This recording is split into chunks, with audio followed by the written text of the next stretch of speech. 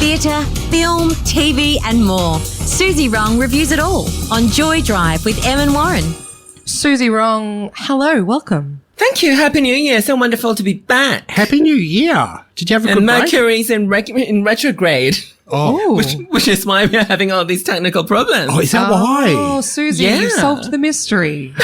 For another week at least. So you just have to be really good humoured about it all. Now, speaking of mysteries, Suzy, it is Warren's birthday this coming weekend, and a mysterious package has arrived here at Joy 94.9 from you. Yeah. It has arrived from me. Obviously, I've done a bit of internet shopping, so I don't know what the box looks like. If you can describe the box to me. It's very long. Okay. The gestures that are happening right now. I'm filming It's a very this, by the long way, for package. Instagram. It's brown cardboard. It's cylindrical, but it's not thick enough to be something like a poster. It's like an elongated toilet roll. Yeah, it is. It's like right. it's about So it came in like a metre long. tube. Yes, in a tube, yeah. A metre long. I would say around Yeah, maybe. just a bit under, maybe. Well, I hope it's pleasing to you, Warren. Shall I open it, Suzy? I think you should open it. Okay. And As I said, I am filming this and I will put it on Joy 949 Drive's Instagram. I'm scared because it's from Suzy. I think it's going to. you have Suzy every got me reason some- to be scared. I am opening it, Suzy. Oh my! Oh my God. It's like some sort of whip thing. Are you sure we should have opened this on This air, is what Suzy has in her bedroom. Yes. Is that's it? what you want. Is that what it sounds is? Great. That's right. It's a riding crop. Ah, and can you describe how we use it? So it's got a handle on it and it's got a paddle at one end. I think Well, that's you jump on a self-explanatory. horse. You jump onto the back of a horse. And then you go giddy up. So someone's going to get the end of this. Well, however you want to use it. Okay. Warren's face is so red, Suzy. I did buy it from an equestrian shop rather than a sex shop. Okay. so I it's, don't think the object is actually any different, but I thought if I were to buy it from an equestrian shop, it might give you a bigger range of purposes for it. I love it, Suzy. Thank you so much. I'm going to put it on the wall in my bedroom within reach. You never know when you need it, even if it's a self-defense thing. Thank you, Suzy. Really appreciate it. That's kind of you. So thank you so much. Now, today we are talking, of course, about the sex lives of college girls, not following on from this.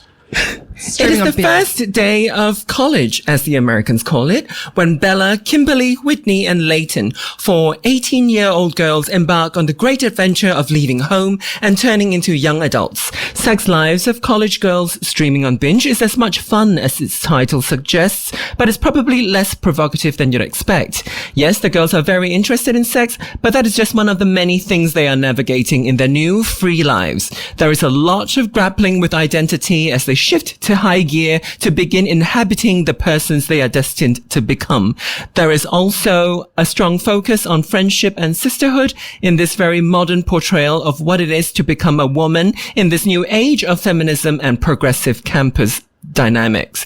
Unlike Sex and the City and Lena Dunham's Girls that had come before, Sex Lives of College Girls features a diverse group of characters, not only with different skin tones, but also from different socioeconomic backgrounds. Written and produced by Mindy Kaling, the series is funny and lighthearted and appeals to anyone who's not easily triggered by a bunch of sexually liberated girls for whom sex positivity is resolutely central to their worldview. Everyone is having lots of sex, but there is no such thing as a slut. These girls know better than to let anyone suppress their libido and curiosity.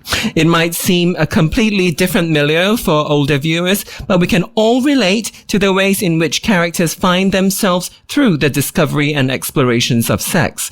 Sexual identity is not everything, but it certainly reveals a lot about who you are. Em and Warren, I hope you found this a fun watch.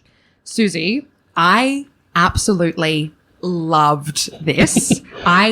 I was so enamored from the beginning to the end. I actually smashed through both seasons. Well done. In 3 days. I watched 20 episodes.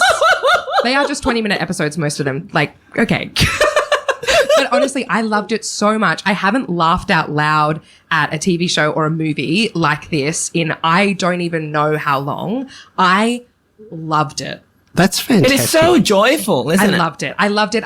There were so many moments where I literally was like in another room and my partner was like, oh my gosh, I can hear you like cackling from the other room. Like these moments were just so, I don't know, like maybe fresh isn't the right word, but it was silly, but it was silly in like a really lovely, I just loved it, Suzy. Yeah, a lot of it was also very unpredictable, which is, I think, the strength of the writing, maybe. Absolutely. I also appreciated each character's development. And I actually quite enjoyed that Bella, who's one of these roommates, doesn't actually have that much development. She kind of lacks development. And I actually liked that because there are some people in the world that, you know, people around you are kicking goals and they're like changing the way they view the world, but maybe you're not. And that's cool. Yeah, I think it's very clever TV making.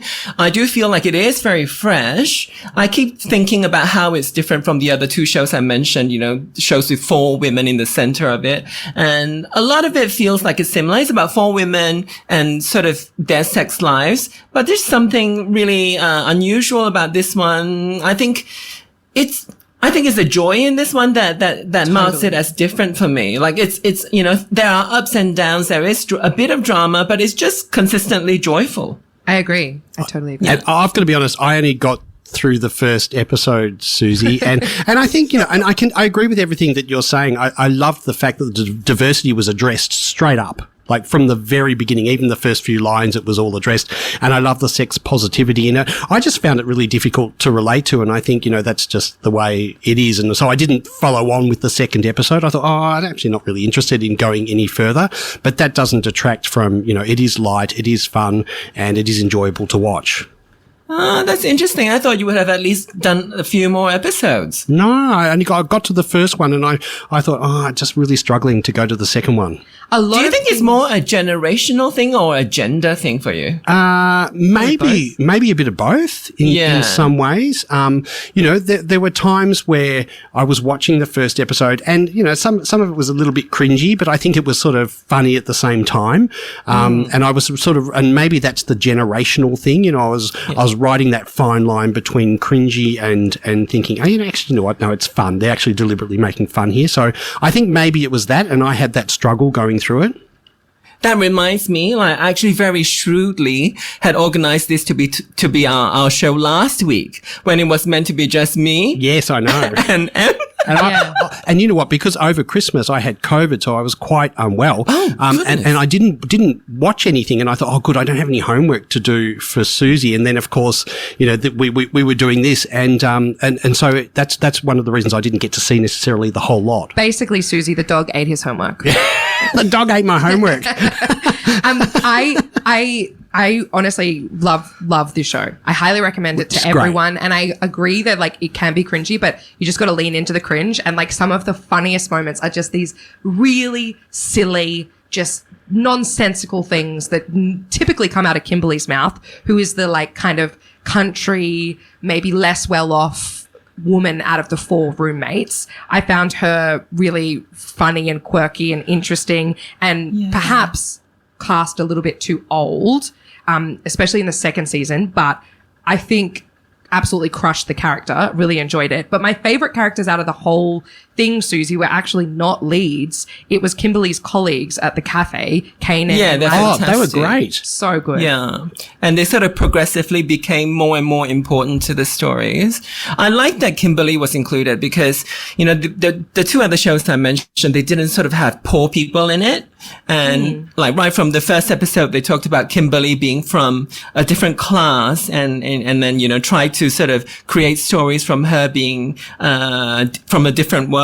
And I do appreciate that. I do think that the writing is just fun and I actually found like it was quite unpredictable, like in a way like, oh, the format feels familiar, but a lot of the jokes feels like it's quite new to me. Totally. We are talking about The Sex Lives of College Girls, which is currently streaming on Binge with Suzy Wrong at the moment. I really liked the character that came in at the beginning, and she had the perfect white teeth and the white hair, and of course she got with the wrong roommates because her other roommates blocked her. I've forgotten her name. but I really liked her. Are you talking about Leighton? Yes, Leighton. I really Yeah, liked so Well, at the actually, end of- very interesting, Suzy, right? Warren has to watch more because there's a lot to unpack about Leighton. Well, at the end of the first episode, you discover that she's a lesbian, but she looks nothing like what lesbians are comfortable looking like. You know, she's super preppy, and but her journey is probably the biggest arc through the first 2 seasons that we've got. Where she starts and where she ends up is completely different. So that part is interesting too. Yeah, it certainly is. And I want to touch on the fact, Suzy, that you've mentioned a few times that, the writing is really kind of interesting and fresh and it's not very predictable. And I feel like as a woman in comedy, I can relate really, so much to Bella's story, who is trying to, make it in the world of sketch comedy and trying to make it big as a comedian and, goes through all of these mishaps to try and figure out how to get where she wants to go. But I really do feel like you can hear a lot of Minty Kaling's story in the script as well. Yeah, there's a lot of stand-up comedy type of joke structure, I think. I do also love that, even though it's not the first time we're seeing examples of sort of women supporting women, this feels a lot more easy. I think it has a lot to do with this lack of sex shaming, lack of guilt around sex that makes this sort of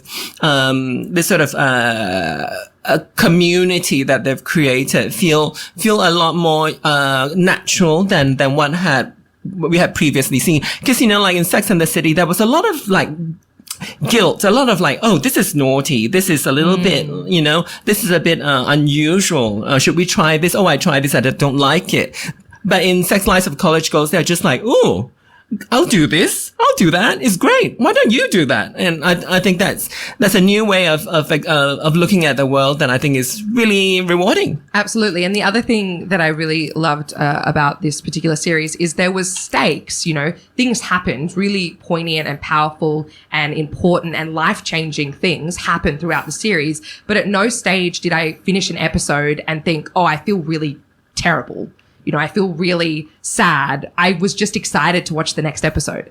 Even though there were stakes within this story, within this world, I don't know how they did it. It just had, this kind of uplifting vibe, even when their whole lives are falling apart. Yeah. It wasn't like a meaningless journey. Yeah. I really like it. One thing I liked is, when, is it Bella or gives the hand jobs to get somewhere and about 5 of them, and is not shamed for it. And in fact, I think there's an attempted shaming that goes on, but it's no, I'm going to embrace it and get on with it. And if I have to do it, then I'm going to do it. And why not? And I thought that was a really good way that it set the tone of that sex positivity. Yeah. I love it for that. And I think that's what makes the show, a little bit different. And it is a small part of it. Not that I don't want people to think that, the whole thing is about this, but it does sort of set the tone and sort of make you understand why, girls can make different kinds of choices for themselves, and it's all valid. And, we should celebrate girls in all kinds. Absolutely. Now, on that, I've just picked up my little riding whip that you've given me for my birthday, Suzy Wrong, and I'm going to use it with pride. I think you're going to enjoy it, Warren. So we were talking about the Sex Lives of College Girls. It's currently streaming on Binge. I give it a 10 out of 10. I highly recommend it. Suzy, what are we watching next week? All right.